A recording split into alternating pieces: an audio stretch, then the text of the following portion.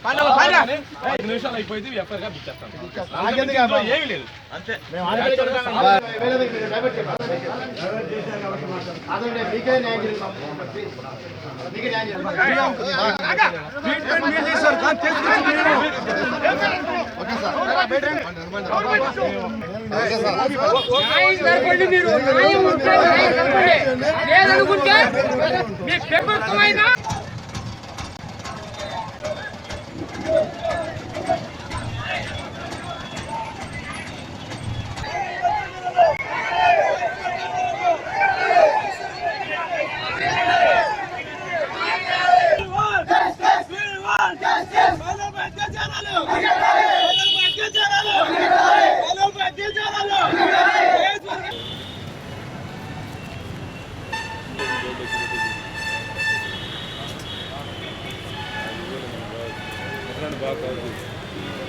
आने बता दो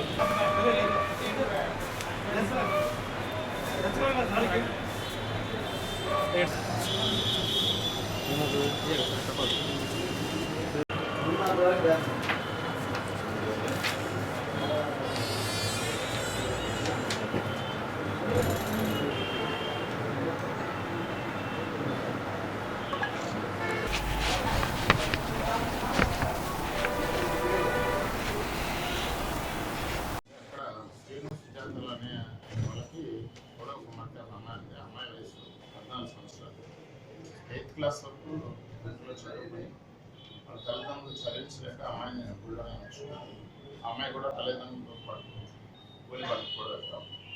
అయితే అదే గ్రామానికి చెందిన కుర్రాడు పేరు నరేంద్ర ఈ అమ్మాయితోటి ఫోన్లో వేరే ఫోన్ నుంచి స్కూల్ వ్యాలంటైన్స్ డే ఆ రోజు రమ్మన్నాడు. సరే వెళ్ళిన తర్వాత అతను ఏదో నన్ను ప్రేమిస్తున్నాను చెప్పేసరికి ఆ అమ్మాయితో వచ్చేసింది. దాదాపు కూడా చెప్పాను. సరే తర్వాత నెక్స్ట్ 15వ తారీఖు తల్లిదండ్రులతో పాటు చేనికి వెళ్తే మిరపకాయలు పోయటానికి మధ్యాహ్నం 3 గంటలకు బయట కూర్చొని అమ్మాయి వెళ్ళినప్పుడు ఇద్దరు కుర్రోళ్ళు మోటార్ సైకిల్ మీద అమ్మాయిని బలవంతంగా తీసుకెళ్ళి చిల్లాడ మండలం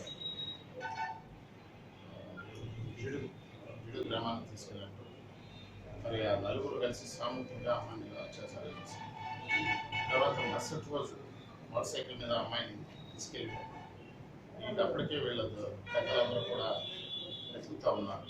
వెతుకుతూ ఉంటే వీళ్ళు ఎదురుపడేసరికి వాళ్ళందరూ ఏం చేసి ఆ తల్లిదండ్రులు అంటే వాళ్ళ బంధువులు బాబాయిలు వాళ్ళు తీసుకొచ్చి పోలీస్ స్టేషన్